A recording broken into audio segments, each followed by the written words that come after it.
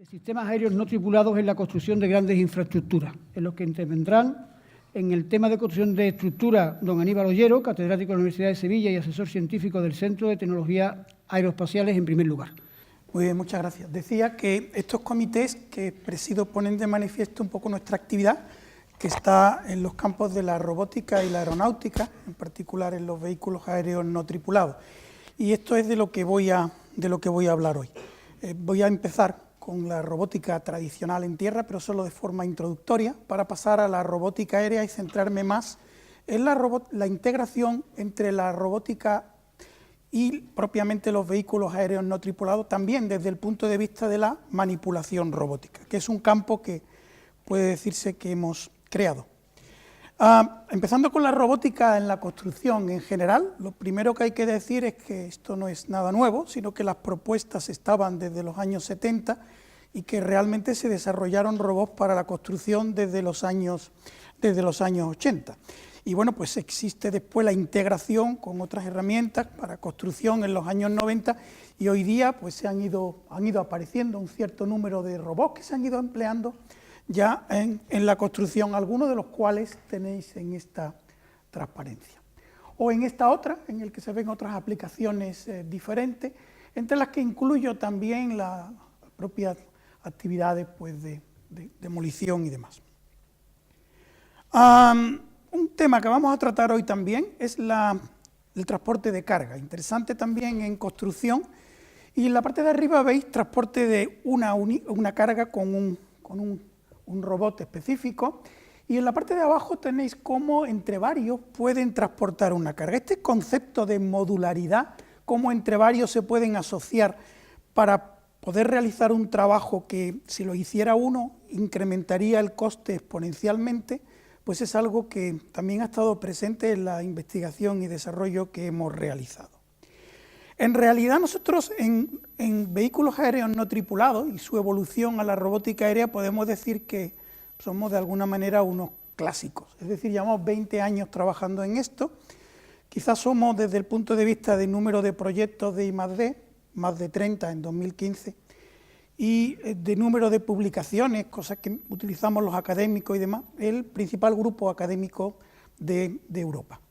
Trabajamos en muy diferentes temas, entre los que están, por ejemplo, la navegación sin necesitar el GPS, utilizando solamente la información del entorno y las medidas de navegación, planificación de trayectorias, detectar y evitar de forma completamente automática obstáculos que puedan aparecer y realizar transporte de carga, y en los últimos años hemos llegado a proponer lo que también voy a introducir hoy, que es la robótica aérea de manipulación.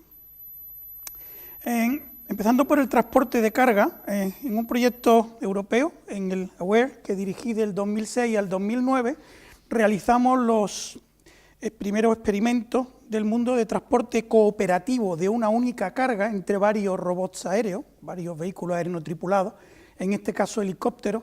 En el problema de la izquierda la dificultad era mantener sin oscilar la carga, y a la derecha era más complicado, puesto que las interacciones entre los diferentes helicópteros se producen a través de la carga, lo que es complicado de hacer un control coordinado. Y además, esta demostración la hicimos en el 2009 con una velocidad de viento de 50 km/h, que es prácticamente la velocidad máxima de cada uno de esos vehículos no tripulados, demostrando la robustez de ese sistema, que pretendíamos depositar una carga con una precisión de 50 centímetros en esta simulación de un edificio.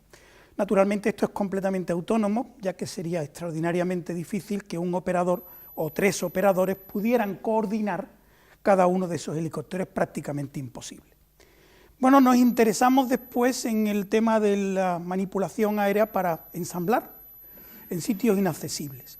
Había trabajos previos en el año 2011 de la Universidad de Pensilvania y del Politécnico de Zúrich, algo después, pero digamos que eran utilizando dispositivos muy especiales. Nosotros queríamos, en general, desarrollar la robótica aérea de manipulación con brazos articulados, como los que tenemos en robótica de 6 o 7 grados de libertad, y eso no era posible con estos sistemas. De tal manera que propuse el proyecto ARCAS con un consorcio europeo, también igual que el anterior, obtuvo el número 1 en la propuesta y la calificación final en este año, que terminó en el 2016, en enero, fue de excelente.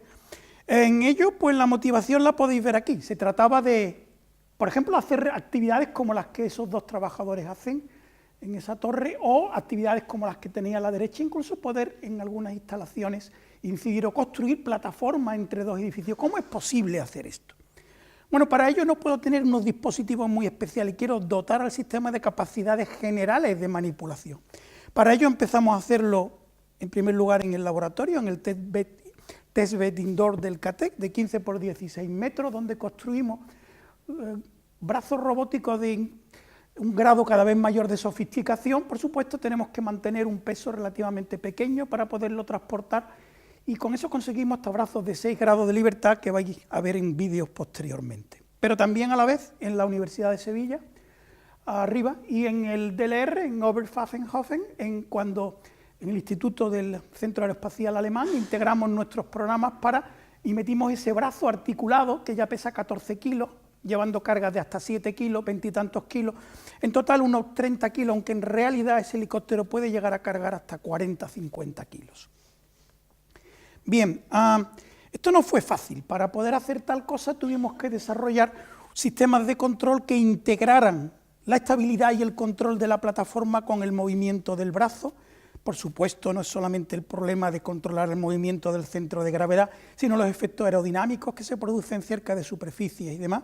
Pero además éramos capaces de percibir el entorno para ser capaz con ello de calcular la posición y orientación con respecto a lo que hay que manipular, y a su vez también de cerrar los bucles de control automáticamente en función de esa información adquirida con los sensores a bordo. Pero también hicimos una misión completa, que en este caso fue de montaje de una estructura, y en ese montaje pues teníamos en cuenta el plan de cómo se puede montar de forma automática y además entre varios robots y de forma segura. Bien, no voy a poner este vídeo porque creo que voy a pasar a un vídeo, ahora al resumen de todos los anteriores, aunque sea demasiado corto.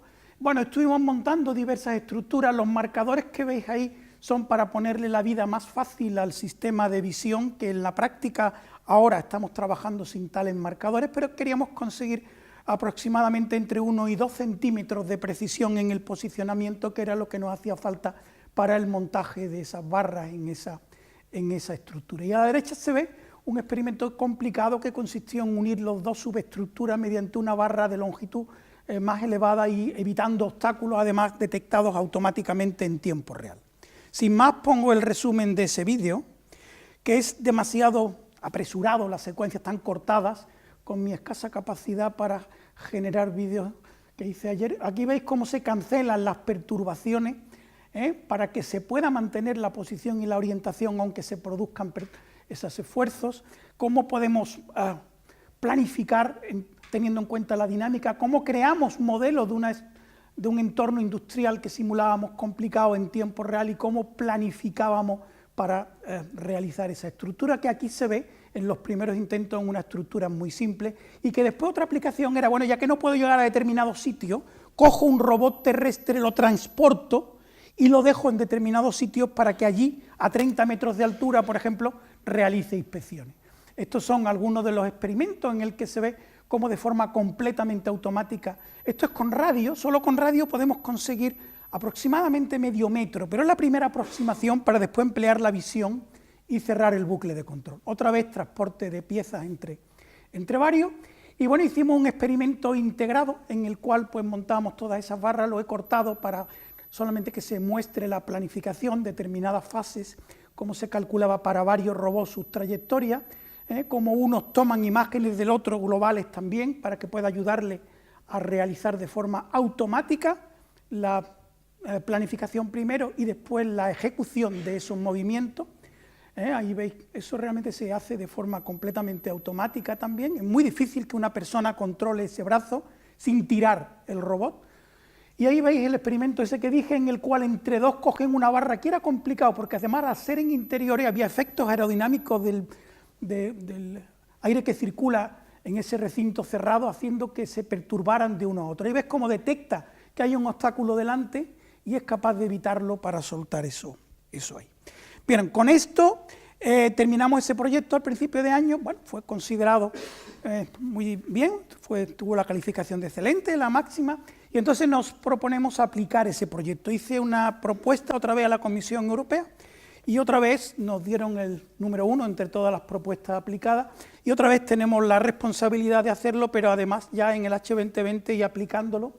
En particular, la primera aplicación que vamos a hacer es en plantas en refinería, oil and gas en general. Entonces, pues bueno, aquí lo que queremos hacer es sustituir la tarea de una persona que tiene que subir a un sitio inaccesible o utilizar unas cámaras y para auscultar, en este caso, las tuberías. Entonces tenemos como funcionalidades hacer, por una parte, medidas de contacto, por otra, instalar sensores y por otra, hacer unos robots pequeñitos que podamos con menor esfuerzo transportar y cargar y dejarlo en sitio inaccesible.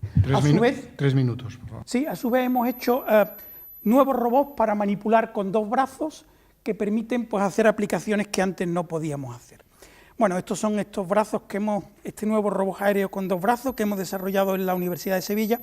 Y tengo que decir también que para poder realizar esa aplicación no nos fiamos de los muchas veces inexistentes planos de detalle, con lo cual volamos antes con uno o varios para realizar en tiempo real y después refinar fuera de línea un mapa de detalle de toda la instalación industrial utilizando sensores a bordo que son cámaras o láser, esencialmente. Bueno, esto lo vamos a probar en la planta de cemento de Portland, en Alcalá, como primera prueba, y agradezco que podamos utilizar esa instalación. Vamos a medir en esas paredes pues, para ver realmente qué defectos puede haber haciendo medidas de ultrasonido. Y también quiero decir, como no, aquí en un foro de construcción, que estamos en otro proyecto europeo, se llama Aerobi, para inspección de puentes, pero inspección por contacto, otra vez. Esto lo que quiere decir es que básicamente lo que vamos a hacer es utilizar estos brazos.